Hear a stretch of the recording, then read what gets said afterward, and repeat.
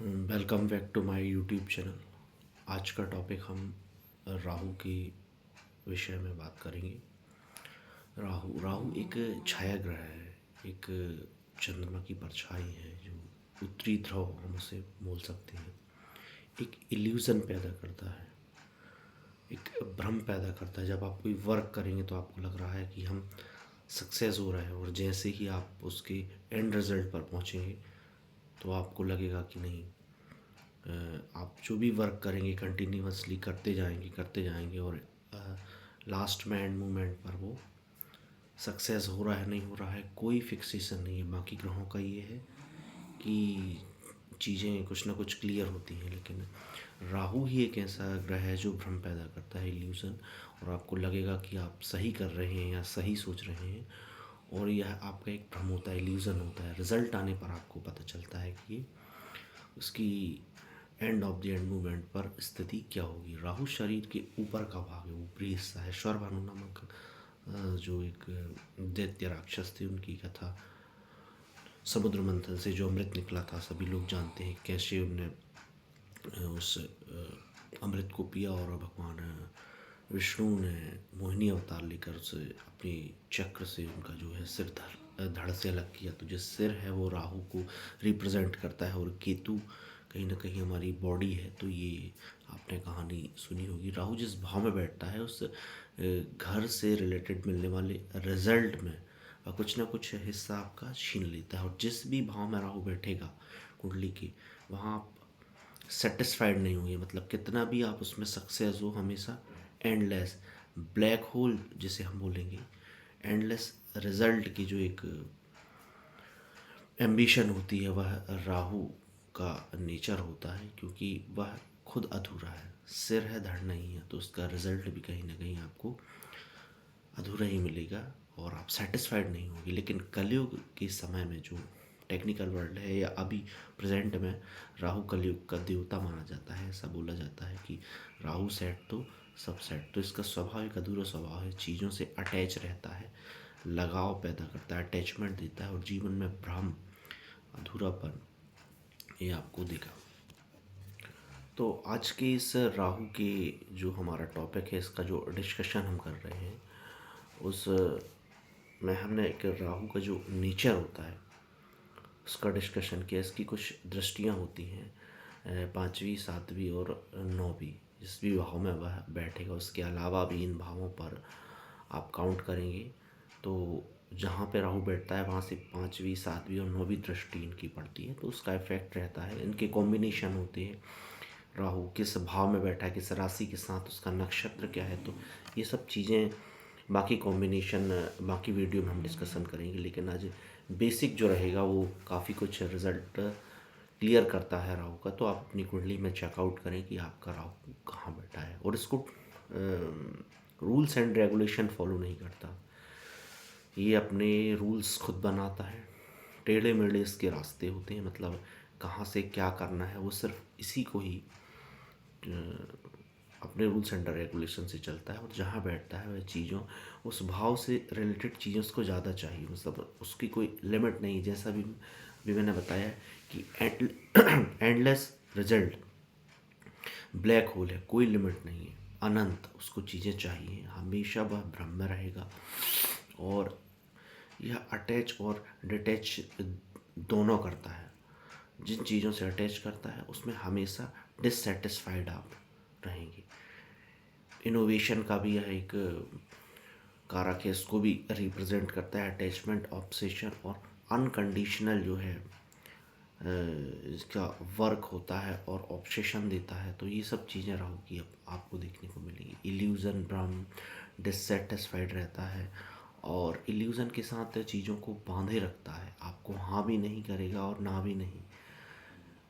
वो चीज़ें जो आपको मिल रही हैं फिर लगता है कि आपको नहीं मिलने वाली है, मतलब हमेशा ही आप एक भ्रम में रहेंगे। मेटाफिजिकल वर्ल्ड में से रिलेटेड है, उसमें एक आप उसमें जिएंगे, आपको ऐसा लगता है। नशे से, एडिक्शन से भी इसको आप रिप्रेजेंट करते हैं या देख सकते हैं। इंटरनेट, मीडिया, सोशल मीडिया से रिलेटेड इनके वर्क रहते हैं। नेम फेम का कारक भी है, ससुराल को भी रिप्रेजेंट करता है, सास को भी रिप्रेजेंट करता है, या फॉरेन लैंड, फॉरेन में जाना है तो राहु राहु काफ़ी कुछ आपको सपोर्ट करेगा। और यह एक छाया ग्रह है, मूर्त रूप में प्रेजेंट नहीं है, मतलब फिजिकल फॉर्म में इसकी प्रेजेंस नहीं आपको मिलेगी देखने को। तो ये छाया ग्रह है, चंद्रमा के उत्तरी ध्रुव, दक्षिणी ध्रुव, नॉर्थ और साउथ पोल। इससे जैसा कि मैंने बताया कि छाया ग्रह हमेशा वक्री, रेट्रोग्रेड, उल्टे चलते हैं। और एक्सट्रीमली फियरलेस ये एक प्लेनेट है, मंगल का जैसे हम कहेंगे। मंगल एक वॉरियर साइन है, मंगल एक आर्मी है, लेकिन आप उसको ऐसा समझें कि मंगल एक आर्मी को रिप्रेजेंट करता है, पुलिस को, या मेडिकल फील्ड में डॉक्टर का जो वर्क है, या इलेक्ट्रॉनिक्स की चीज़ें को। लेकिन राहु जो होता है वह एक रॉ एजेंट की तरह वर्क करता है। जब आर्मी को अपन पूरा तैयार करते हैं, एक सोल्जर होता है, जब हम उसकी प्रॉपर ट्रेनिंग होती है फिज़िकली, मेंटली, और जो उसके आर्म्स एंड एनिमेशन से उसको पूरा ओवरऑल तैयार किया जाता है। लेकिन राहु एक एजेंट है किसी भी देश में, जो जैसे इंडिया में रॉ हुए, MI6 या जो भी अदर कंट्रीज़ हैं, उनमें जो सीक्रेट एजेंट होते हैं, स्पाई होते हैं, आप राहु को वैसा समझें कि वह अपने हिसाब से अनकंडीशनल वर्क करेगा, बिना कोई ट्रेनिंग या कोई उसके। तो इससे आपको ऐसा समझ सकते हैं। तो मंगल से भी ज़्यादा पावरफुल हम राहु को प्रेजेंट टाइम में इसका काफ़ी यूज़ है। और कलयुग में राहु का काफ़ी कुछ टेक्निकल वर्ल्ड में राहु का विशेष महत्व है, और एक्सट्रीमली फियरलेस प्लेनेट है। मंगल को जब फाइट करना है तो प्रॉपर प्लानिंग से, या तेज गुस्से वाला एग्रेशन व्यक्ति होगा, और लोगों को पता होगा कि यहाँ ये स्टेप ले सकता है। लेकिन राहु का कोई पहले से कोई और छोड़ नहीं हुआ, कहाँ कब क्या वो एक्शन ले आप कोई नहीं बता सकता, आप उसका इमेजिनेशन नहीं कर सकते। तो ये राहु की एक खास क्वालिटी है। आर्मी को जैसे मंगल रिप्रेजेंट करता है, वैसे राहु को स्पाई एजेंट आप उसको देख सकते हो। राहु कुंडली में स्ट्रांग है तो व्यक्ति के भी घुटने नहीं टिकता, भले 100 लोग भी अगर लड़ने आ रहे हैं तो राहु अकेले लड़ने से फाइट करने की उसकी कैपेबिलिटी होती है। तो कहीं ना कहीं राहु को समझने के लिए स्पाई की एक लाइफ स्टाइल को आपको समझना होगा। ये सबसे बेसिक सा आपको सूत्र बताता हूँ मैं। अगर आपको राहु को समझना है तो आप एक स्पाई की लाइफ, जो सीक्रेट एजेंट होता है, आपको पूरी राहु की कंडीशन क्लियर होगी। रूल्स एंड रेगुलेशन को नहीं मानता, जिस भाव में बैठेगा वह अपने ही according rules and regulation develop करेगा, और किसी के अंडर ये वर्क नहीं करेगा। ये भी एक उसमें कंडीशन, मतलब कंट्रोल नहीं होगा। और राहु ही अकेला एक ऐसा ग्रह है जो सूर्य चंद्रमा को ग्रहण लगा देता है, मतलब सीधे रॉयल प्लेनेट जिन्हें हम बोलते हैं, राजा और रानी पर डायरेक्ट अटैक करता है, मतलब ये नॉर्मल फाइट नहीं करेगा। तो राहु की ऐसी जो है एक खास क्वालिटी होती है, एक्सट्रीम पावरफुल होता है। राहु सेट तो सब सेट ऐसा बोला जाता है, सूर्य के अगेंस्ट है राहु। और इसमें डिस्ट्रीब्यूशन, फोटोग्राफी, ट्रैवल, इलेक्ट्रॉनिक्स की चीज़ें, फॉरेन रिलेटेड वर्क है, कांच से रिलेटेड हुआ आप इसमें वर्क कर सकते हैं। शेयर मार्केट, तंबाकू, ऑनलाइन ब्लॉगिंग, या ऑनलाइन कोई वर्क है, रबर का वर्क है, या कोई वेब डेवलपर हुआ, वेबसाइट, ये सब चीज़ें राहु को रिप्रेजेंट करती हैं। तो ये सब खास क्वालिटीज़ राहु की होती है। कुंडली के किन भावों में यह बैठेगा वो सब चीज़ें हम डिस्कशन करेंगे। तो अब बात आती है आपके फर्स्ट हाउस में अगर राहु की प्लेसमेंट है तो इसका आपकी लाइफ पर क्या इफेक्ट होगा। देखिए, राहु अगर कुंडली के फर्स्ट हाउस में है तो पहला तो वह व्यक्ति शार्प माइंडेड होगा, बहुत ही ज़्यादा बुद्धिमान जिसे हम कहेंगे। भले ही वह एजुकेशनल उसका बैकग्राउंड उतना स्ट्रांग ना हो, लेकिन जो उसका एक प्रेजेंस ऑफ माइंड होगा, और कहीं ना कहीं कि जुगाड़ू व्यक्ति होगा, कैसे लोगों से काम निकलवाना है और किस कंडीशन में कहाँ, मतलब जैसा देश वैसा भेष, कंडीशन के अकॉर्डिंग जो उसमें एक जो माइंडनेस होगी वो हटके होगी। वह very very sharp minded, first house Rahu वाला। सही गलत की पहचान न कर पाना है कि ये उसमें प्रॉब्लम होगी, क्या गलत है क्या सही है। और राहु वैसे भी ज़्यादा रूल्स एंड रेगुलेशन को मानता नहीं है, उसको तो अपना जो है जो वर्क करना है, जो एम है वो उसमें क्लियर होगा। घर का मेन डोर भी फर्स्ट हाउस वाला अगर राहु है तो उसको रिप्रेजेंट करेगा, इस बात का ध्यान रखें। पैसे से इसको लगाव होगा, लाइफ की हर प्रॉब्लम का ये सॉल्यूशन पैसे में ढूंढेगा, ये इसका एक नेचर होगा। फर्स्ट हाउस वाले जो राहु हैं लाइफ की हर प्रॉब्लम को पैसे, मतलब पैसे से ही उसे लगेगा कि पूरी लाइफ की प्रॉब्लम सॉल्व होने वाली है। First house first time Rahu धोखा देता है। जब राहु कुंडली के फर्स्ट हाउस में होगा तो लाइफ में व्यक्ति फर्स्ट टाइम 2 बार धोखा खाएगा, उससे वह उसके साथ चीट होगा। लेकिन फिर जब वो चीज़ों को सीखेगा तो फिर उसके साथ ऐसी चीज़ें होंगी नहीं, क्योंकि पहले आप भोले होंगे, मतलब एक हिसाब से सीधे नॉर्मल गाय होंगे, उसके बाद उनको धोखा से फिर आपको सीखेंगे, कुल मिला के ठोकर खा के कहना चाहिए। बहुत बड़ा सोच रखता है कि ब्रॉड थिंकिंग होती है। फर्स्ट हाउस राहु वाले व्यक्ति की काफ़ी ब्रॉड थिंकिंग होती है, मतलब वो डिफरेंट सोचेगा कि भाई मुझे एक एक आइलैंड लेना है, कहीं एक सिटी डेवलप करनी है, मुझे एक सिटी खरीदना है, किसी देश पे राज करना है। मतलब एक इल्यूज़न वाला जो एक कॉन्सेप्ट है वो हमेशा उसके साथ चीज़ें ये रहेंगी, ब्रॉड थिंकिंग रहेगी। ये लोग ऐसा सोचते हैं कि दुनिया की हर ख़ास चीज़ उनके लिए बनी है, मतलब वो स्पेशल पर्सन है। और एक वाक़या भी आपने सुना होगा कि इस दुनिया की हर नायाब चीज़ पर मेरा हक है। तो इस टाइप के जो स्टेटमेंट हैं उनके दिमाग में हमेशा चलते रहते हैं। Out of the box thinking Rahu का एक बेसिक नेचर होता है, वह लोगों से हट के सोचेगा। जो नॉर्मल ग्रह है रूल्स एंड रेगुलेशन से चलेंगे कि भाई शनि चंद्र या मंगल की खास क्वालिटी होगी, जुपिटर की, लेकिन राहु की कोई फिक्सेशन नहीं है। जैसे पृथ्वी का कोई और छोर नहीं, कब कहाँ आके वो क्या कर दे, क्या आप उससे कुछ एक्सपेक्टेशन कर नहीं सकते कि राहु ऐसा भी कर सकता है। तो out of the box thinking आपको फर्स्ट हाउस में लेकर आएगा। हर फील्ड में उसे ब्रांडेड चीज़ें पसंद होगी, खुद से ज़्यादा वह अटैचमेंट होगा। राहु फर्स्ट हाउस वाले को खुद से प्यार करेगा, वह हमेशा खुद को ऊपर रखेगा। एक सुपीरियरिटी का जो एक कॉन्सेप्ट है वो फर्स्ट हाउस वाले राहु के साथ देखा गया है। और उनको बीपी की प्रॉब्लम, सिर दुखना, ये थोड़ा हेडेक होना और ये सब प्रॉब्लम देखी गई हैं। और बहुत ही माइंडेड व्यक्ति, जैसा कि मैंने बताया कि वेरी वेरी शार्प माइंडेड ऐसे व्यक्ति होते हैं। फर्स्ट हाउस राहु वालों के लिए एक रेमेडी है कि अपनी कैपेसिटी, क्षमता के अनुसार जो कैंसर पेशेंट हैं उनको डोनेट करें। कुछ मनी जितनी भी आपकी कैपेसिटी है और एक ख़ास परसेंट में उनको डोनेट करें, तो आपको आपका राहु जो अनबैलेंस है, जो आपके फेवर में नहीं है, कभी कभी राहु पॉजिटिव और नेगेटिव होगा, तो इसका आपको बेनिफिट मिलेगा। दूसरी ये रेमेडी कि आप मेडिटेशन करिए, तो क्योंकि कहीं ना कहीं आपको माइंड है वो कई फील्ड में डाइवर्ट होता है, इल्यूज़न तो हमेशा रहता ही है। तो एक बेसिक रेमेडी है कि आपको मेडिटेशन करना है फर्स्ट हाउस वालों। तो ये क्वालिटी हमने देखी है फर्स्ट हाउस में राहु की। अब डिस्कशन होगा सेकंड हाउस। कुंडली के सेकंड हाउस में राहु की प्लेसमेंट क्या है, इसका डिस्कशन हम देखेंगे।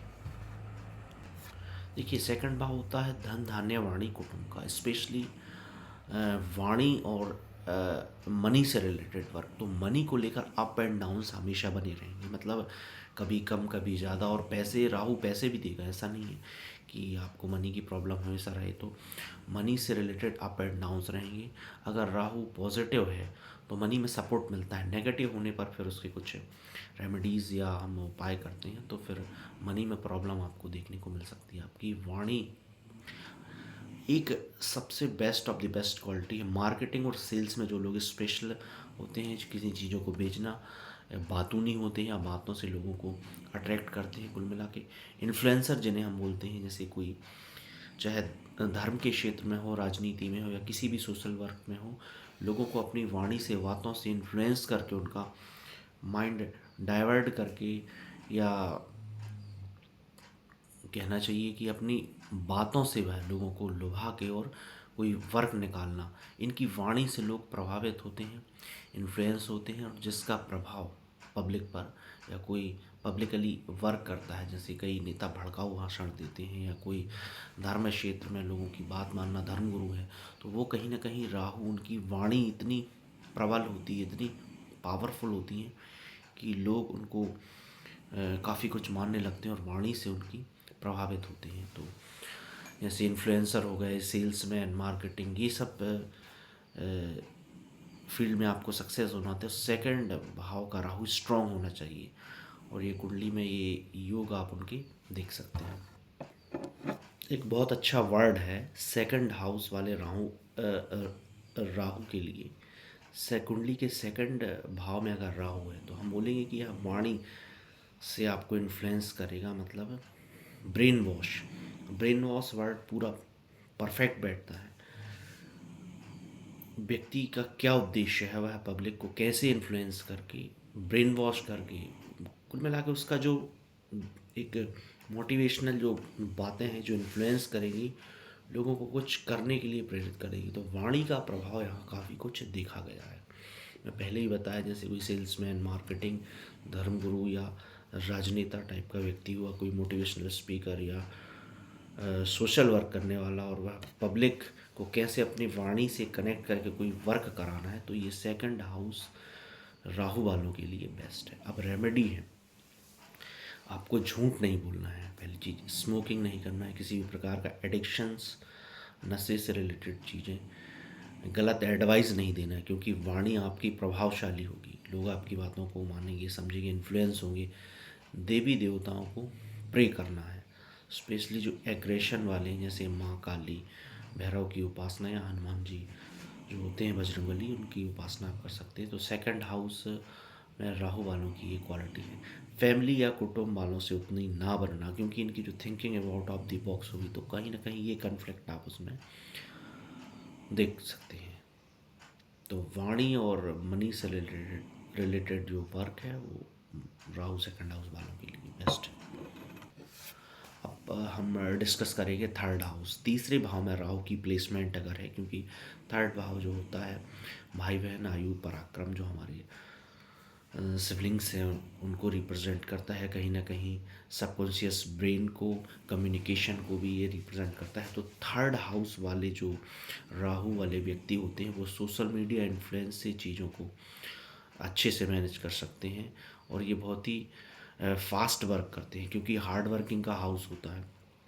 थर्ड हाउस में राहु की प्लेसमेंट है तो ये हार्ड वर्क से बहुत ही फास्ट वर्क करेंगे। मतलब नॉर्मल व्यक्ति अगर कहीं कोई वर्क 4 घंटे में करता है तो वह आधे घंटे में उस वर्क को करेगा, और कोई भी वर्क एंड मोमेंट पर करेंगे। जैसे एग्ज़ाम के एक दिन पहले पढ़ना, बिना प्रिपरेशन के कहीं जाना, तो इतने फास्ट नहीं होंगे। मतलब आप पहले से जो तैयारी कर रहे हैं, जो प्रिपरेशन कर रहे हैं किसी वर्क की, वो राहु एंड मोमेंट पे करके उसमें रिजल्ट ला देगा, और लोगों को लगेगा कि यार ये एक ही दिन में पढ़ के या कुछ ही घंटे पढ़ के इसने टॉप किया। तो ये खास क्वालिटी थर्ड हाउस वाले राहु के साथ देखी गई है, क्योंकि वह हार्ड वर्किंग का प्लेस है। तो चीज़ों को फास्टली करना और रिजल्ट भी देना, क्वालिटी एंड क्वांटिटी वाइज, ये सब चीज़ें थर्ड हाउस वाले राहु को दे सकती है। मल्टीपल लैंग्वेज बोलने का इन्हें एक खास क्वालिटी देखी गई है, कई भाषाओं का इन्हें ज्ञान होता है। जुगाड़ू व्यक्ति होता है, वही मैंने कहा कि कैसे लोगों से वर्क करना है, कहाँ कौन सी चीज़ फिट करना है, किस व्यक्ति से काम निकलवाना, ये सब चीज़ें, प्रेजेंस ऑफ माइंड, नेचर के अकॉर्डिंग ढलना, ये सब चीज़ें उनमें देखी गई हैं। जैसे सेकंड हाउस में वाणी का प्रभाव था, तो यहाँ पर एक्शन का प्रभाव है। जैसे सेकंड भाव में हम वाणी से लोगों को इन्फ्लुएंस करके वर्क कराते, तो ये जो भाव है थर्ड भाव, ये हार्ड वर्किंग का भाव है। तो यहाँ पे आपको हार्ड वर्क मतलब एक्शन से आप चीज़ों का रिजल्ट, आउटकम निकालेंगे। तो ये एक प्रभाव देखा गया है। तो एक्शन रिलेटेड वर्क यहाँ पे आप सक्सेस होंगे, और ये रहते भी हैं सक्सेस। आप बेस्ट सेल्समैन, आप ऐसे व्यक्ति को देख सकते हैं थर्ड हाउस वाले राहु को। इंटरनेट का वर्क, जैसे मैंने बताया कि कम्युनिकेशंस को रिप्रेजेंट करता है, ऑनलाइन अमेजॉन, फ्लिपकार्ट या वार टेंडर से रिलेटेड आप वर्क इसमें कर सकते हैं। पोकर प्लेयर भी अच्छे होते हैं थर्ड हाउस राहु वाले। ये कभी सच नहीं बोलते, ये इनकी प्रॉब्लम देखी गई है, झूठ बोलते हैं। ट्रैवलिंग बहुत करते हैं, क्योंकि एक ट्रैवलिंग का भी को भी रिप्रेजेंट करते हैं थर्ड हाउस राहु वाले। तो इनसे थोड़ा अलर्ट वे में रहें। जिन व्यक्ति की कुंडली में थर्ड हाउस में राहु है तो वह कभी सच नहीं बोलते, और ये अपनी ट्रैवलिंग को सीक्रेट रखें। ये एक रेमेडी है। आप कहीं ट्रैवलिंग करते हैं, करना ही पड़ेगा, वो तो एक नेचर है स्वभाव का। तो अपने जो ट्रैवल के जो एक ख़ास मोमेंट के जो पिक्चर्स हैं या कोई मेमोरी है, वीडियो है, उनको सोशल मीडिया पे आपको रिलीज़ नहीं करना है। आजकल थोड़ा सा ट्रेंड है कि कहीं गए तो अपनी प्रेजेंस सोशल मीडिया पर आपको बताना है। तो उन सब चीज़ों से आपको दूर रहना है, इनसे आपको लॉस होगा। सोशल मीडिया पे किसी भी प्रकार की ट्रैवलिंग की पोस्ट नहीं करना है, और सिबलिंग से अच्छा रिलेशंस रखने, अपने भाई बहन से, स्पेशली छोटे और सभी से, मतलब अपने से छोटे जो उम्र है, एक्सपीरियंस है उसमें, जो छोटे हैं उम्र में, अपनों से उनको धोखा ना दें, उनसे कोई चीट ना करें। Best of the best result के लिए रेमेडी है। राहु अगर आपको इस हाउस में बैलेंस नहीं है, नेगेटिव रिज़ल्ट दे रहा है, तो मछली को आप आटा चुनाया, आटा की जो दाने हैं गोली बना के मछली को आपको खिलाना है। और चींटियों के लिए जो आटा रहेगा उसमें शुगर मिक्स करके उनको खिलाना है। ये छोटा एक भंडारे का रूप है। समराइज जैसे हम भंडारा या कोई लोगों को धार्मिक उस गतिविधि में खाना खिलाते हैं, डोनेट करते हैं, तो ये जो चींटियों के लिए एक हिसाब से फूड डोनेशन का जो है, तो आटा और शुगर मिक्स करके आप अगर उनको खिलाते हैं तो ये best of the best result balance करेगा थर्ड हाउस में राहु को। अब फोर्थ हाउस में राहु की प्लेसमेंट है तो क्या डिस्कशन है। देखिए, फोर्थ हाउस में राहु अगर है तो ये जो भाव है ये एक सॉफ्ट प्लेनेट का भाव है, माँ को रिप्रेजेंट करता है, हमारे सुख का भाव है, घर के इन्वायरमेंट को रिप्रेजेंट करता है, आपके घर के वातावरण को, घर की चीज़ों को, ये सुख प्रॉपर्टीज़ को रिप्रेजेंट करता है, हमारे व्हीकल को, घर के माहौल को, और हमारे जो प्राथमिक जो प्राइमरी एजुकेशन, मतलब घरेलू जो शिक्षा है जो हमारे माँ हमें जो देगी उसको रिप्रेजेंट करता है। तो यहाँ सॉफ्ट ग्रहों का अच्छा रिजल्ट देखने को मिलता है, जैसे चंद्रमा या बुध हुए या शुक्र वीनस हुई। लेकिन राहु मेल प्लैनेट के रिजल्ट यहाँ थोड़े से आपको हार्डली दिखेंगे, क्योंकि घर में सुख शांति पीस ऑफ माइंड तो यहाँ पे सॉफ्ट ग्रह होनी चाहिए, नहीं तो थोड़ा बहुत एक चीज़ें अनबैलेंस होगी। अब राहु इनमें से एक है, और अपने घर में बहुत ज़्यादा अटैच्ड रहते हैं ऐसे व्यक्ति। अगर राहु फोर्थ हाउस में है तो अपने घर से अटैच्ड रहेंगे, वहाँ की चीज़ों से, जैसे टीवी, पेंटिंग या बेड से। एक इमोशनली जो इमोशन है अपने घर से वो जुड़ा हुआ होगा, इमोशनली कनेक्ट होंगे घर और घर के अलावा घर से रिलेटेड चीज़ों से। एक जो टच है, इमोशनली टच है, वो आपको देखने को मिलेगा फोर्थ हाउस राहु वालों के लिए। माँ से बहुत कुछ इन्हें सीखने मिलता है, और उनकी एडवाइस भी इन्हें बेनिफिट करती है, उसका फ़ायदा आपको मिलेगा। अब चाहे राहु फोर्थ हाउस में हो या राहु 4 नंबर राशि, कर्क राशि, कैंसर राशि में हो, तो सेम रिजल्ट यहाँ पे देखने को मिलते हैं। मेंटली जो स्टेबल हैं रहना यहाँ पे ज़रूरी है, क्योंकि यह चंद्रमा का घर है, तो कहीं ना कहीं मेंटल स्ट्रेस थोड़ा बहुत बन सकता है फोर्थ हाउस में। गाड़ियों का बेनिफिट ये दे सकते हैं। मंगल का अगर इसमें कॉम्बिनेशंस बनता है तो प्रॉपर्टीज़ को इन्हेंस करा सकते हैं। तो फोर्थ हाउस का ये थोड़ा सा इसमें नेगेटिव भी रिजल्ट आपको देखने को मिलेंगे।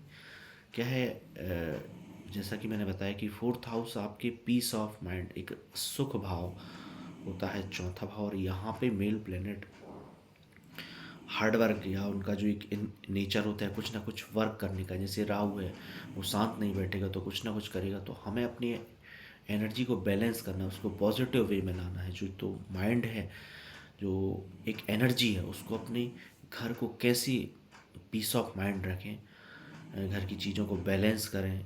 तो वो वर्क यहाँ पे आपको अपनी जो एनर्जी को है वो कहीं ना कहीं आपको कन्वर्ट करना पड़ेगा, नहीं तो राहु फोर्थ हाउस में आपको चीज़ों को अनबैलेंस करेगा। घर में लड़ाई झगड़े या चिड़चिड़ापन, या यहाँ पे थोड़ा सा मतलब वही है कि राहु जैसे पॉलिटिक्स करता है, out of the box thinking, तो उसको पॉजिटिव वे में लेके जाना है, क्रिएशन में हम जिसे कहेंगे, डिस्ट्रक्शन में नहीं। तो फोर्थ हाउस वालों को इतना ये ध्यान रखना है कि राहु को बैलेंस करते हुए उसके एनर्जी को एक फॉर्म देना, एक शेप देना है आपको, तो उसके रिजल्ट अच्छे मिलेंगे। अब डिस्कशन होगा फिफ्थ हाउस का। फिफ्थ हाउस में राहु की placement best of the best result है। मैं आपको पहले बता देता हूँ, कुंडली के कुछ खास भाव होते हैं जिनमें Rahu best of the best result देता है, वो बहुत ही शार्प माइंडेड बनाते हैं। तो first house, fifth house, tenth और 11th, इनमें Rahu best of the best result देगा। मतलब ये बहुत ही शार्प माइंडेड व्यक्ति होंगे, बहुत ही ओवर शार्प माइंडेड व्यक्ति होंगे। कभी कभी तो इतने ज़्यादा होशियार या शार्प माइंडेड व्यक्ति होते हैं कि अपनी बुद्धि का कहीं ना कहीं नेगेटिव यूज़, ये गलत उपयोग करते हैं। तो टॉपिक पर हम बैक होते हैं। फिफ्थ हाउस में ये सूर्य का भाव है, कहीं ना कहीं यहाँ पर राहु का होना वेरी वेरी शार्प माइंडेड चीज़ों को रिप्रेजेंट करता है, और बहुत जुगाड़ू व्यक्ति होती है। पढ़ाई में भले ही इनका मन ना लगे, लेकिन कहीं ना कहीं अपनी लाइफ में इस भाव से रिलेटेड चीज़ों से कभी ये पीछे नहीं होंगे, हमेशा सक्सेस होंगे। एक कहना चाहिए होशियार या चतुर चालाक टाइप के व्यक्ति हम इन्हें बोल सकते हैं। कहीं ना कहीं लाइफ में सक्सेस कैसे होना है, लोगों से काम कैसे निकलवाना है, जो वर्क कोई नहीं कर पाएगा, या कोई वर्क ऐसा है जहाँ पे बाकी नॉर्मल व्यक्ति हाथ खड़े कर देगा या मना कर देगा, वहाँ ये ऐसे व्यक्ति आपको उस वर्क को करके निकल जाएंगे, लोग देखते ही रहेंगे। इस टाइप की एक खास क्वालिटी उनमें देखी गई है। इनका जो फेम को लेकर इनकी अलग ही एक भूख रहती है फिफ्थ हाउस वालों की। फिफ्थ हाउस में राहु जिनका है, नेम फेम को लेकर बचपन में इन्हें डिसरिस्पेक्ट मिलती है उनका, तो फिर ये उसके अकॉर्डिंग चीज़ों को वर्क करते हैं। और जैसे उसके बाद जो वॉल्केनो एक ज्वालामुखी जैसे फटता है, तो वैसे लोगों के सामने ये प्रेजेंट होते हैं, चाहे अपने वर्क से हो, रिजल्ट से हो, क्योंकि एक डिसरिस्पेक्ट कहीं ना कहीं इन्हें बचपन में मिलती है। फिर आप उन चीज़ों को कलेक्ट करते हैं, चाहे वह फिज़िकल हो या मेंटली, और लोगों को अपना एक सक्सेस का जो रूप प्रेजेंट करेंगे मॉडल के तौर पर, तो वो लोगों को देखने को आपका जो है रोल मिलेगा। इन डिसरिस्पेक्ट जो आपको मिलती है, सडन फिर अचानक लोगों के सामने प्रेजेंट होके आप अपनी सक्सेस जो दिखाते हैं, तो लोग एक थोड़ा सा चौंक जाते हैं कि ये कुल मिला के क्या हो गया, एक अलर्टनेस हो जाती है लोगों की। सडन सक्सेस भी यहाँ हम कह सकते हैं, अचानक सक्सेस होते हैं। इनके ज़्यादा दोस्त नहीं होते क्योंकि ये वर्कहोलिक होते हैं, तो ज़्यादा दोस्त इनके नहीं देखे गए हैं, क्योंकि फिफ्थ हाउस से कहीं ना कहीं दृष्टि 11th पर पड़ती है, तो उसका भी 11th भाव में जिनके राउंड के दोस्त ज़्यादा देखने को आपको नहीं मिलेंगे। रिलेशनशिप में सेटिस्फाइड नहीं होती, क्योंकि फिफ्थ हाउस लव का, प्रेम का, रोमांस का होता है, तो कहीं ना कहीं ये रिलेशनशिप में सेटिस्फाइड नहीं होते हैं, या अपने वर्क हॉलिक होते हैं, वर्क में डूबे रहते हैं। तो फ्रेंड तो इनके वैसे भी नहीं होते, पार्टनर हाँ। और एक और चीज़ देखी गई है कि फिफ्थ हाउस में राहु है, तो ये अदर कास्ट या अदर कल्चर, इंटरकास्ट मैरिज, या अपने से किसी अलग कल्चर में जाके इनकी मैरिज करना रिले, तो वो यहाँ पे देखा गया है। इनका पार्टनर जो होगा वो अदर कास्ट, अदर कल्चर या अदर कंट्री से रिलेटेड भी हो सकता है, ऐसा हम यहाँ कह सकते हैं। इनकी वजह से रिलेशनशिप में इशू आते हैं, तो आपको थोड़ा इस बात का ध्यान रखना है कि अदर कास्ट, इंटर कास्ट या कोई अदर कल्चर में आप अगर रिलेशन बनाते हैं, कोई मैरिज करते हैं स्पेशली, तो आपको आपकी लाइफ में थोड़ा सा प्रॉब्लम देखने को मिल सकती है। इस वजह से रिलेशनशिप इशू हो सकते हैं। तो वही मैंने बताया कि अदर कल्चर में अगर आप एंटर करते हैं मैरिज के केस में, तो आपको थोड़ा सा प्रॉब्लम, कन्फ्लिक्ट देखने मिल सकता है। सूर्य की सारी क्वालिटी राहु गेन करता है, क्योंकि फिफ्थ हाउस सूर्य का भाव उसको रिप्रेजेंट करता है। एक एनालिटिकल पावर इसमें होता है, चीज़ों को एनालाइज करना। जैसे सूर्य की जो क्वालिटी है वो पूरी होती है। सूर्य को भी ग्रहण लगाने का जो एक वर्क है, जो कहना चाहिए डायरेक्ट अटैक, चाहे सूर्य हो या चंद्रमा, ये सीधे किंग पे अटैक करने का भी पावर रखता है। तो सूर्य को ग्रहण लगाता है, डाउन करता है। रिलेशनशिप में इशू रहेंगे, इसलिए ब्रेकअप की जो चांसेस हैं वो काफ़ी कुछ रहते हैं। और फिर ब्रेकअप के बाद उस कंडीशन से निकलना, उस डिप्रेशन से निकलना, ब्रेकअप की प्रॉब्लम भी यहाँ पे देखी गई। रिलेशनशिप इशू तो जैसा कि मैंने बताया, उसमें आपको प्रॉब्लम होगी। स्टॉक मार्केट की फील्ड में ये बेस्ट करेंगे। और माइंड बहुत ज़्यादा चलने की वजह से आप किसी गलत ट्रैक पर या गलत फील्ड में भी जा सकते हैं। तो इस विषय का आपको ध्यान रखना है। लव मैरिज की पॉसिबिलिटी भी यहाँ बनती है। शुक्र के इन्फ्लुएंस से आपको ये सब चीज़ें देखने को मिल सकती हैं। तो एक कंक्लूज़न पे हम जाएं कि very very sharp minded person, extremely sharp minded व्यक्ति 5th हाउस राहु वाले देखे गए।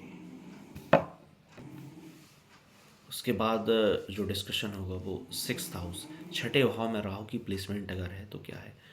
ये सिर्फ एक लाइन में इसको मैं समराइज करूँगा छठे भाव में राहु की प्लेसमेंट वाले व्यक्तियों के लिए कि प्रबल शत्रुहंत्रा योग बनाते हैं। एक्सट्रीमली एनिमी डिस्ट्रॉय कॉन्सेप्ट, जो मेरी लैंग्वेज है, कि कहीं ना कहीं ये शत्रुओं को जड़ से ख़त्म कर देते हैं। जैसे छठे भाव में सूर्य है, मंगल है, तो ये शत्रुओं को दौड़ा दौड़ा कर मारते कहना चाहिए। तो राहु मेंटली कैसे शत्रुओं को, फिजिकली नहीं, फिजिकली क्योंकि उसका फिजिकल फॉर्म तो है ही नहीं राहु का, वो तो सर है, राहु हेड है।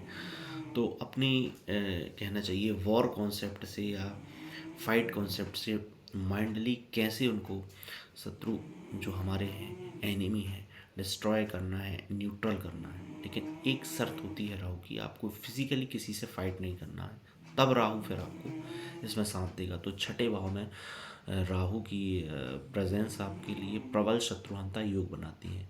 ऐसे व्यक्ति का जो एक नेचर होता है वो शक्की नेचर होता है, हर व्यक्ति को शक्की नज़र से देखता है। तो कहीं ना कहीं उसके साथ फ्रॉड या चीट होने के जो चांसेस हैं वो नहीं होते, क्योंकि हर व्यक्ति को जैसे एक रॉ एजेंट होता है, कहीं ना कहीं रॉ एजेंट के माइंड को समझना और छठे भाव वाले राहु को समझना, सब एक सेम कंडीशन में आती है। क्योंकि हर व्यक्ति को, जैसे ही एक जो एजेंट होता है, सीक्रेट एजेंट, स्पाई होता है किसी भी कंट्री का, वह हर व्यक्ति को अपना एनिमी समझता है और हर व्यक्ति पर शक करता है। यहाँ तक कि अपनी फैमिली, अपनी जो वाइफ है या बच्चे हैं, बीवी बच्चे हैं, किसी पर भी वह, क्योंकि वह उसका एक सेफ्टी पॉइंट होता है, तो उस पर वहाँ वो समझौता नहीं कर सकता है। तो हर व्यक्ति को सबकी नज़र से देखने से वह यहाँ पे कभी भी धोखा नहीं खाता। प्रबल शत्रुहंता योग तो ये बनता है। एनिमल लवर होते हैं ऐसे व्यक्ति, एनिमल्स के लिए डोनेशन या उनके लिए बहुत कुछ सपोर्ट करते हैं, चैरिटी करते हैं। रिस्क टेकर होते हैं छठे भाव के राहु वाले व्यक्ति, रिस्क लेते हैं। लेकिन यहाँ पर एक मैं उनको अलर्ट करूँगा कि कैलकुलेटिव रिस्क उन्हें लेना चाहिए। किसी ना किसी चीज़ का एडिक्शन यहाँ पे देखा गया है, ये एक नेगेटिव थोड़ा सी बात है। तो उस एडिक्शन को आपको पॉजिटिव वे में लाना है, कुछ अच्छी चीज़ों का एडिक्शन आपको पालना है, नहीं तो आपको वाइन, सिगरेट या अदर चीज़ों का, मीट या कुल मिला के इन सब चीज़ों का एडिक्शन, यहाँ पे नेगेटिव चीज़ों का बहुत से लोगों का देखा गया है छठे भाव वाले राहु के लिए। और ये फ़ोन अपना वॉशरूम में ले जाने की इनकी आदत होती है, जिनसे इन्हें स्किन प्रॉब्लम देखी गई है। तो अपना जो सेल फ़ोन है, मोबाइल है, वो वॉशरूम में ना ले जाएं। कुछ बोलने से पहले सोचे ज़रूर, क्योंकि ये भी एक पॉइंट है कि छठे भाव वाले राहु डायरेक्टली किसी को कुछ ना कुछ बोल देते हैं तो वह उनको बुरा लगना या उनको हर्ट करना, जिनसे रिलेशन में इनकी थोड़ा सा अप एंड डाउन्स या कन्फ्लिक्ट होते हैं। तो बोलने से पहले कुछ ना कुछ आप सोचें जो लोगों को बुरा ना लगे। और एक टाइम पर ये थोड़े से घमंडी भी देखे गए हैं, एक ईगोइस्टिक, या थोड़ा लोगों को ऐसा लगता है कि कहीं ना कहीं ईगोइस्टिक हैं या घमंडी। और तो आप किसी भी प्रकार का घमंड ना करें। ये सब चीज़ों की ये एक हिसाब से रेमेडी भी है कि आपको एडिक्शन, मतलब पॉजिटिव चीज़ों का एडिक्शन करना है, कुछ ना कुछ सीखने का, स्किल का। नेगेटिव चीज़ों का जैसे शराब, सिगरेट या किसी भी ऐसी चीज़ का जो आपकी लाइफ को स्पॉइल करे, ख़त्म करे, उन सब चीज़ों के एडिक्शन को आपको पॉजिटिव एडिक्शन में कन्वर्ट करना है और अपने ईगो को है उसको कम करना है। बाकी best of the best result छठे भाव वाले राहु के लिए। इसमें प्रबल शत्रुहंता योग जिसे मैं बोलूँगा, तो अच्छी प्लेसमेंट है छठे हाउस वाले राहु। देखिए, सेवन्थ हाउस होता है हमारे पार्टनर को रिप्रेजेंट करते हैं और बिजनेस की पार्टनरशिप को, चाहे लाइफ की पार्टनरशिप हो, बिजनेस और पार्टनरशिप, किसी भी प्रकार की पार्टनरशिप हो, तो सेवन्थ हाउस में राहु का होना कहीं ना कहीं नेगेटिव रिजल्ट देखने को मिल सकता है। रिलेशनशिप इशू इसमें पहले तो एक अदर कल्चर मैरिज का जो कॉन्सेप्ट है, इंटरकास्ट, इंटर रिलीजन या अदर कंट्री में मैरिज की एक पॉसिबिलिटी बनती है, तो इन चीज़ों का ध्यान रखना है। रिलेशनशिप में इशू देखे गए हैं। सेवन्थ हाउस राहु वाले व्यक्ति का एक नेचर होता है कि अदर पार्टनर के बारे में सोचना या उन पे बार बार नज़र डालना, ये सब नेगेटिव जो इफेक्ट है। और कहीं ना कहीं शुक्र का इन्फ्लुएंस अगर यहाँ होता है तो लव मैरिज के चांसेस बनते हैं। चीट होने के, एक्स्ट्रा मैरिटल अफेयर के यहाँ चांसेस देखे गए हैं फिफ्थ और सेवन्थ हाउस में। फिफ्थ की भी पॉसिबिलिटी बनती है, वो कंडीशन है शुक्र की कंडीशन की अकॉर्डिंग। शुक्र का इन्फ्लुएंस अगर सेवन्थ हाउस में रहता है, राहु को कनेक्ट करता है, तो कहीं ना कहीं एक्स्ट्रा मैरिटल और चीट या अदर पार्टनर से कनेक्शन के चांसेस बनते हैं। उनके बारे में बार बार सोचना है, तो कहीं ना कहीं रिलेशनशिप में प्रॉब्लम आपको देखने को मिल सकती है। वो शुक्र की कंडीशन पर डिपेंड करता है। बाकी इंटरकास्ट, इंटर रिलीजन, किसी अदर कल्चर में आपकी मैरिज होना, पार्टनर इगोइस्टिक होगा और हेल्थ इशू भी यहाँ पर देखने को मिल सकते हैं। लव मैरिज के चांसेस हैं। और एक सेवन्थ हाउस में एक आर्टिस्टिक फील्ड का फ्लेवर भी देखा गया है। कहीं ना कहीं ऐसे व्यक्ति आर्टिस्टिक फील्ड से भी हो सकते हैं, क्योंकि राहु सर है और अपना जो आर्ट है वो दुनिया तक लोगों को पहुंचाना अपनी वाणी से, कहीं ना कहीं जैसा मैंने बताया कि सर की जितनी भी एक्टिविटी है वो सेवन्थ हाउस राहु वाले व्यक्ति की देख सकते हैं। यहाँ पर डांसर, जैसे डांसर हुए, सिंगर हुए, ये थोड़ी बहुत क्वालिटी, एक खास फ्लेवर वो बाकी ग्रहों की शुक्र के इन्फ्लुएंस से या चंद्रमा के इन्फ्लुएंस से आप उसको चेक कर सकते हैं। तो सेवन्थ हाउस की ये क्वालिटी मैंने बताई। रिलेशनशिप इशू को लेकर रहेंगी सेवन्थ हाउस की क्वालिटीज। अब डिस्कस होगा एट्थ हाउस। आठवें भाव में राहु की प्लेसमेंट अगर आपकी है तो ये अकल्ट साइंस में आपको काफ़ी कुछ सक्सेस दिला सकता है, क्योंकि राहु एक बहुत ही sharp minded, out of the box thinking है। ये एक डार्क प्लेस हम जिसे बोल सकते हैं, क्योंकि डेथ का भाव है, सडन लॉस एंड प्रॉफिट, अचानक लाभ हानि का भाव है, और एक सीक्रेट चीज़ों को। तो यहाँ पर राहु का होना आपको बहुत ही सीक्रेटिव व्यक्ति बताए, एक सीक्रेट नेचर का व्यक्ति। ऐसे व्यक्ति स्पाई या सीक्रेट एजेंट, डिटेक्टिव देखे गए हैं, या जो हमारी डिफेंस है उसमें कहीं ना कहीं सीक्रेट वर्क करने वाले भी हो सकते हैं, क्योंकि यह रिसर्च का भाव है। कहीं ना कहीं डीप रिसर्चर ऐसे व्यक्ति देखे गए हैं। और डार्क प्लेस हैं, सीक्रेट प्लेस हैं, तो ये फील्डें आपके लिए बेस्ट होंगी। फैमिली की रिस्पॉन्सिबिलिटी जल्दी आ जाती है एट्थ हाउस राहु वालों के लिए, और फैमिली को पैसे भी कमा कर देने पड़ते हैं कहीं ना कहीं। बेस्ट एस्ट्रोलॉजर, मतलब अकल्ट साइंस की जितनी भी फील्ड हैं उसमें आप सक्सेस होंगे, और अकल्ट साइंस का वर्क करने से आपकी लाइफ भी बैलेंस होगी। और राहु का नेगेटिव है तो पॉजिटिव वे में वर्क करेगा। अब अकल्ट साइंस में जैसे कलर थेरेपी हो गई, palmistry, reiki, healing, astrology, numerology, जितनी भी ये फील्ड हैं उसको अगर आप करते हैं तो ये लाइफ को बैलेंस भी करेगा। इंट्यूशन पावर वेरी हाई होता है, क्योंकि कहीं ना कहीं राहु का बेसिक नेचर है शार्प माइंडेड, अपने माइंड को कहीं ना कहीं चलाते रहना।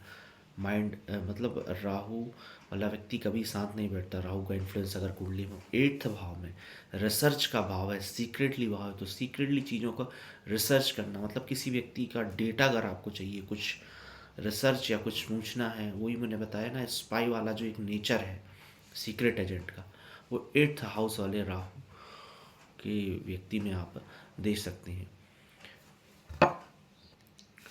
अच्छा, इंट्यूशन पावर हाई होगा तो चीज़ें आपको जल्दी पता होगी। और ये भी एक नेगेटिव इफ़ेक्ट होता है कि चीज़ जब सब कुछ चीज़ों का एक समय के पहले आपको मालूम होगा तो कहीं न कहीं चीज़ें प्रॉब्लम होंगी और एक डिप्रेशन कहीं न कहीं, तो वो भी एक पार्ट होता है कि थोड़ा एंग्जायटी, डिप्रेशन हो, डिप्रेस्ड इसमें हो सकते हैं। तो राहु सॉल्यूशन ओरिएंटेड भी यहाँ पर देखा गया है कि जब चीज़ों को समय से पहले पता होना, इंट्यूशन पावर हाई होना, तो वह चीज़ों का सॉल्यूशन भी कहीं न कहीं निकालता है। तो 8th हाउस राहु वालों के लिए ये बेस्ट है। अकल्ट साइंस की मदद से आप लोगों की हेल्प कर सकती है, तो कहीं न कहीं ये एक पॉजिटिव वे है लोगों की हेल्प करने का, खुद की हेल्प करने का और उनकी प्रॉब्लम को सॉल्व करने का। तो वही मैंने बताया कि ना, वेरी गुड रिसर्चर, एक लाइन स्टेटमेंट में कहें तो very good researcher, helping nature, research के अकॉर्डिंग लोगों की हेल्प करना, प्रॉब्लम सॉल्यूशन और इंट्यूशन पावर हाई होना। 8th हाउस में राहु की प्लेसमेंट की रिजल्ट है। 9th हाउस का डिस्कशन अब हम करेंगे। 9वें भाव धर्म को रिप्रेजेंट करता है। धार्मिक यात्राएं या फॉरेन ट्रैवल, विदेश यात्रा, एक लॉन्ग टर्म ट्रैवल जिसे हम कहें, वो 9th हाउस से रिप्रेजेंट करता है हमारे गुड लक को, फादर को। तो फादर से कहीं ना कहीं नेगेटिव रिजल्ट यहाँ आपको देखने को मिल सकते हैं, क्योंकि राहु के 9th हाउस में प्लेस होने पर, और अगर कहीं ना कहीं राहु से अगर सूर्य की या शनि का नेगेटिव इफेक्ट है और कनेक्टिविटी बनती है, क्योंकि सूर्य और शनि की उतनी बनती नहीं पिता पुत्र के कारण। तो सूर्य और शनि की नेगेटिव इफेक्ट आपकी कुंडली में, और राहु अगर 9th में है और 9th से कनेक्ट हो रहा है, तो कहीं ना कहीं फादर का हेल्थ इशू, यहाँ तक कि अकाल मृत्यु या अचानक डेथ, ये सब चीज़ें देखी जा सकती हैं। 9th हाउस वाले व्यक्ति के मन में एक डाउट रहता है, क्योंकि 9th हाउस धर्म को रिप्रेजेंट करता है, रिलीजन को। तो कहीं ना कहीं उसको अपने धर्म को फॉलो करूं या ना करूं, तो वो एक हमेशा उसके मन में डाउट बना रहेगा।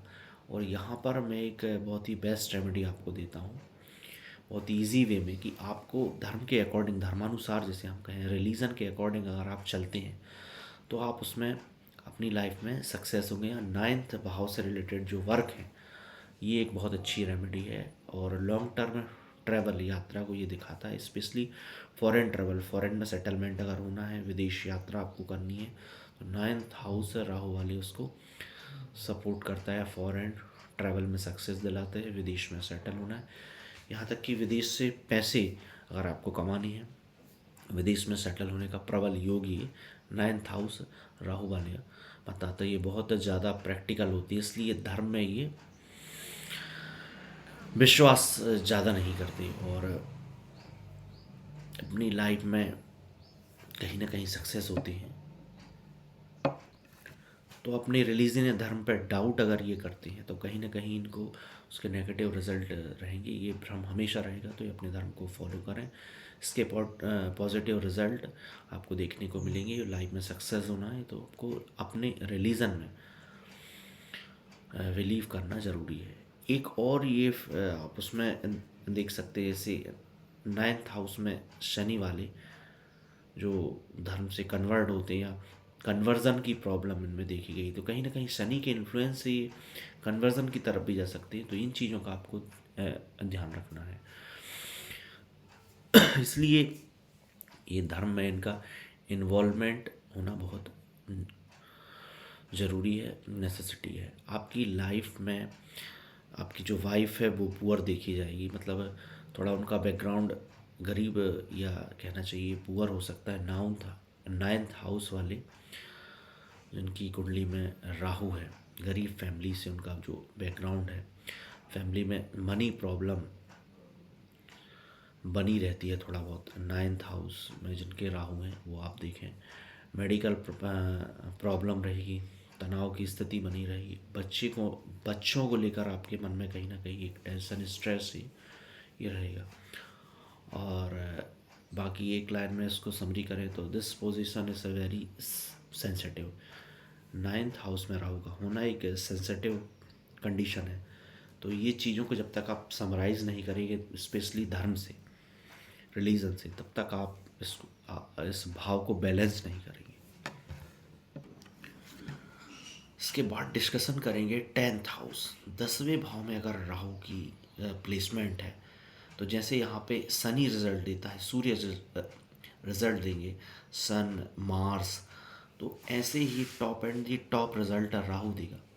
ये बहुत ही स्किलफुल व्यक्ति होता है क्योंकि कर्म, कारोबार, राजयोग, प्रतिष्ठा का ये भाव है, हमारे वर्क प्लेस का भाव है। ऐसा व्यक्ति बहुत ही वर्कहोलिक होगा।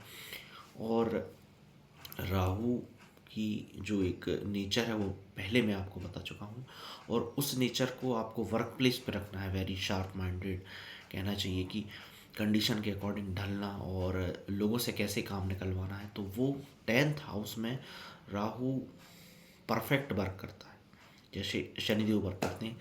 शनिदेव का घर है और कहीं ना कहीं राहु शनिदेव के एजेंट, शनिदेव का जो एजेंट है वो राहु है। तो राहु ऐसा समझिए अपने ही बॉस या मालिक के घर में आना, या कहें कि उसका स्वयं का ही घर है। तो यहाँ पे राहु एक स्किलफुल पर्सन होकर कहीं ना कहीं वर्क करता है, आर्टिफिशियल नीड क्रिएट करता है। एक कॉन्सेप्ट होता है जो मार्केटिंग या सेल्स के बंदे होते हैं, जो सेल्समैन होते हैं या मार्केटिंग एक्सपर्ट होते हैं, वह एक नीड क्रिएट करते, एक रिसर्च करके कोई भी ऐसी कंडीशन या कोई भी ऐसा प्रोडक्ट इजाद करेंगे या इनोवेट करेंगे और वह लोगों को कैसे बेचेंगे। ऐसी एक स्किल यहाँ आपको देखी गई है। वह ऐसा कुछ क्रिएट करेंगे, क्रिएशन करेंगे जिसकी ज़रूरत महसूस लोगों को कराकर, मतलब उसका यूज़ भी होगा, ज़रूरत महसूस भी कराएंगे, और उस की ज़रूरत फील कराकर वह लोगों को सपने दिखा के इन्फ्लुएंस करके, कहना चाहिए, वेरी वेरी बहुत ही पावरफुल प्लेनेट यहाँ पे देखा गया है। स्पीकिंग क्वालिटी जो स्किल होती है, मोटिवेशनल स्पीकर, यहाँ हम पॉलिटिशियन का जो एक धर्मगुरु हो या पॉलिटिशियन हो तो कहीं ना कहीं उनका उनका इन्फ्लुएंस भी आप चेक कर सकते हैं। 10th हाउस वाले जो राहु वाले व्यक्ति होते हैं वो best of the best politician होते हैं। अपनी गलती को, उनकी गलती कोई फाइंड आउट नहीं कर सकते, क्योंकि कैसे वह अपनी गलती को एक कॉन्स्टिट्यूशनली फ्रेम करके छिपा सकते हैं, या विजिबल नहीं होती, उनकी गलती दिखती नहीं है। 10th हाउस वाले जो राहु के जो व्यक्ति होते हैं वे best of the best politician होते हैं, क्योंकि पब्लिक से पब्लिकली कैसे कनेक्ट करना है लोगों को, चीज़ों का क्रिएशन, एक अपनी वाणी से, अपनी बातों से वो कैसे लोगों को इन्फ्लुएंस करके अब उनकी चीज़ों को कैसे, किन चीज़ों की ज़रूरत है, और एक ऐसा प्रोडक्ट या सेल्स की फील्ड में हम बोल देंगे प्रोडक्ट, और किसी मोटिवेशनल स्पीकर, धर्मगुरु या राजनेता या सोशल वर्क जो करता है वह समाज में लोगों को किस चीज़ की ज़रूरत है उनको इन्फ्लुएंस करके, उनकी वाणी से बहुत ही इन्फ्लुएंस व्यक्ति होंगे। तो स्पीकिंग स्किल इनमें देखी गई है। पब्लिक को कैसे अट्रैक्ट करना है, जैसे शनिदेव 10th हाउस में वर्क करते हैं, वैसे 10th हाउस में राहु का एक्सट्रीम हायर वर्क आप देख सकते हैं, बेटर प्लेसमेंट है। शनि के अगर पोजीशंस कुंडली में बेस्ट है तो ये गोल्डन रूल होगा, अपने आप में अमेजिंग कॉन्सेप्ट होगा। यहाँ पे अगर शनिदेव और आ जाए और शनि की दृष्टि पड़ जाए तो best of the best result. ऐसा व्यक्ति कभी फेल नहीं हो सकता। घर से बिना कुछ लिए भी निकल जाए, खाली हाथ निकल जाए तो दुनिया पर राज करने वाला ऐसा व्यक्ति देखा गया है। कुंडली में तो फिर गोल्डन रूल ये होगा ही कॉन्सेप्ट। एक्सट्रीमली पावरफुल, एक डिप्लोमेटिक पर्सन भी ऐसा व्यक्ति हो सकता है। वेरी गुड सक्सेसफुल पॉलिटिशियन, एक जुगाड़ू व्यक्ति होता है। लोग सोचते रह जाएंगे किसी वर्क को करने के लिए और वह उस वर्क को करके निकल जाएगा। मतलब जितने समय में आप सोचेंगे कि ये नॉर्मल पर्सन की इस वर्क को कैसे करना है, इस काम को कैसे हमें एंड करना है, और वह व्यक्ति उस काम को करके निकल जाएगा। तो ऐसी खूबी 10th हाउस राहु वाले व्यक्ति में देखी गई हैं। 10th हाउस राहु वाला व्यक्ति पॉलिटिशियन बेस्ट होगा, इनकी गलती लोग फिगर आउट नहीं कर सकते।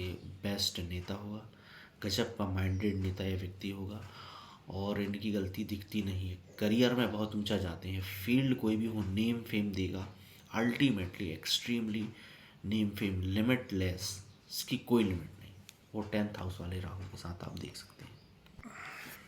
10th हाउस का बहुत ही एक्सट्रीम डिस्कशन हमने किया, तो वैसे ही क्वालिटी कुछ 11th हाउस में उसके समथिंग आप चेकआउट कर सकते हैं। 11th हाउस की प्लेसमेंट राहु की है, तो ऐसा व्यक्ति एक बहुत बड़ा इंडस्ट्रियलिस्ट, उद्योगपति, बिजनेसमैन होता है। उसकी डिज़ायर बहुत बड़ी होती है, मतलब एक इल्यूजनरी, एक इमेजिनरी भी आप इसको बोल सकते हैं डिज़ायर। जैसे उन्होंने कहा मुझे एक सिटी बनाना है, मुझे एक आइलैंड खरीदना है, एक देश चलाना, कंट्री चलाना, मतलब out of the box extreme discussion, मतलब आप इसको एक कल्पना भी कह सकते हैं। लेकिन वह उस वर्क में लगे रहते हैं कहीं ना कहीं।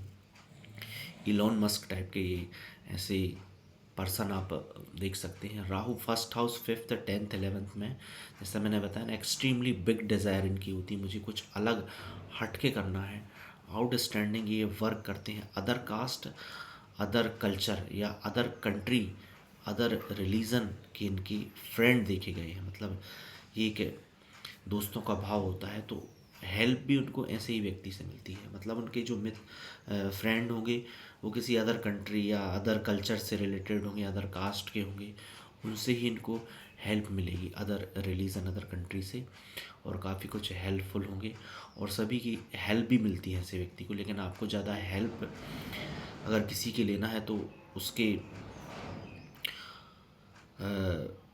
एक्सचेंज में कुछ ना कुछ उनको देना है, मतलब फ्री में हेल्प नहीं लेना है। कहीं ना कहीं वो आपको थोड़ा ठीक नहीं होगा।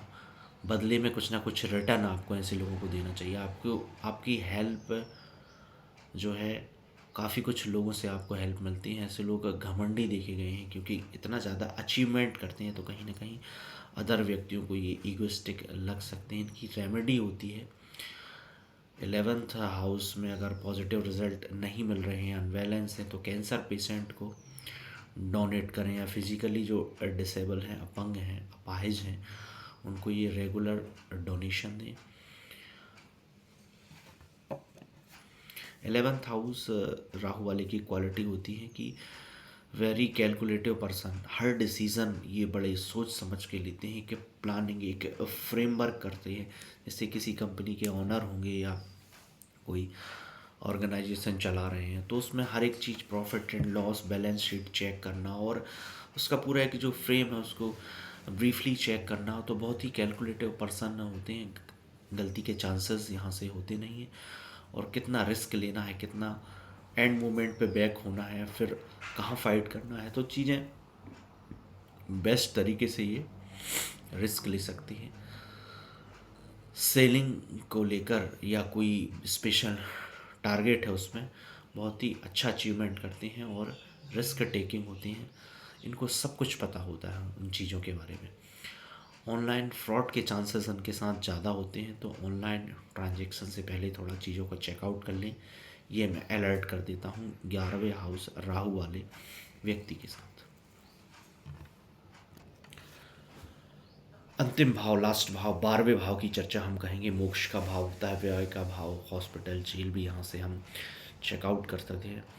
तो 12वें भाव या 12th भाव राहु वाले व्यक्ति के साथ उनका जो एक नेचर होता है वो हेल्पिंग नेचर होता है। हमेशा उनके मन में रहता है कि कैसे मैं आउट ऑफ द वे जाके लोगों की मदद करूं, और उनकी जो एक क्रेडिट है वो मुझे दें, वाहवाही करें। कहीं ना कहीं क्रेडिट लेने का एक उनमें ट्रिगर कहीं ना कहीं चीज़ों में देखी गई है। तो हेल्पिंग नेचर के पर्सन होते हैं, आउट ऑफ द वे जाकर हेल्प करते हैं लोगों की। क्रेडिट लेने की जो एक उनकी क्वालिटी है वो रहती है।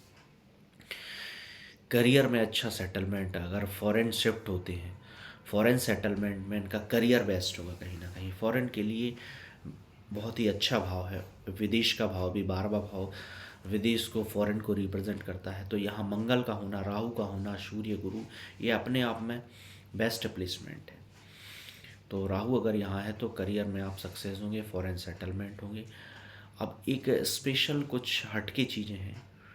ड्रग तस्कर, ड्रग डीलर जिन्हें हम बोलेंगे, 12वें भाव में अगर राहु है तो ये ऐसे नेक्सस से, ऐसे ग्रुप से जुड़, या इनका एक नेचर होगा। स्पेशली 12वें भाव में जिनके राहु है वो ड्रग डीलर देखे जा सकते हैं। एक खास क्वालिटी इनमें होती है, ऐसे लोगों से इनका कनेक्शंस होना या ऐसा वर्क करना, और ये अगर पॉजिटिव वे में है तो आपको इंटरनेशनल मार्केट में ड्रग डीलर भी बना सकता है, उनसे कनेक्शंस भी आपके हो सकते हैं, और उतना नेगेटिव नहीं है। तो डोमेस्टिक, हम ऐसा कह सकते हैं कि डोमेस्टिक ड्रग डीलर, इंडिया में ही उसको ड्रग की डीलिंग करना, या जो कॉन्स्टिट्यूशनली जो चीज़ें वैन हैं जो गवर्नमेंट अलाउ नहीं कर सकती हैं, मैंने बताया ना, आउट ऑफ द वे जाके ड्रग डीलर वाली चीज़ें, ऐसा हम कह सकते हैं 2 नंबर के जितने काम हैं राहु की, अगर अच्छे स्ट्रॉन्ग राहु है तो आपको इंटरनेशनल लेवल का फील्ड का ये 2 नंबर के वर्क कराने वाला 2 नंबरी व्यक्ति जिसे हम बोलेंगे, वो ये बना सकता है आपको। तो इन सब चीज़ों से आपको अलर्ट रखना है, तंत्र मंत्र में ना पढ़ें। स्पेशली ये चीज़ें 12th हाउस राहु वालों के लिए है कि तंत्र मंत्र में ना तो खुद पढ़ें ना किसी पर करवाएं, इन टाइप की चीज़ों से दूरी बना के रखें, कहीं ना कहीं डिस्टेंस मेंटेन करें। 5वें और 12वें राहु वाले व्यक्ति तंत्र मंत्र का असर भी इन पर होता है, और ये इन सब फील्डों पे ना पड़ें, तो इन बातों का ध्यान रखें। ड्रग डीलर वाला जो कॉन्सेप्ट है उससे भी आप अवॉइड करें, तो इन सब चीज़ों का 12वें भाव में रिजल्ट आपको देखने को मिल सकता है। फॉरेन सेटलमेंट का बेस्ट ये प्लेसमेंट है। तो राहु का जो 12 भावों का डिस्कशन हमने किया है उसको आप चेकआउट करें। बाकी नेक्स्ट वीडियो में राहु की क्या क्वालिटीज़ हैं और भी उनके कॉम्बिनेशंस कैसे रहेंगे, और इनके अदर पार्ट का भी डिस्कशन हम अगले वीडियो में या प्रीवियस वीडियो में आप चेक कर सकते हैं। तो जय श्री राम।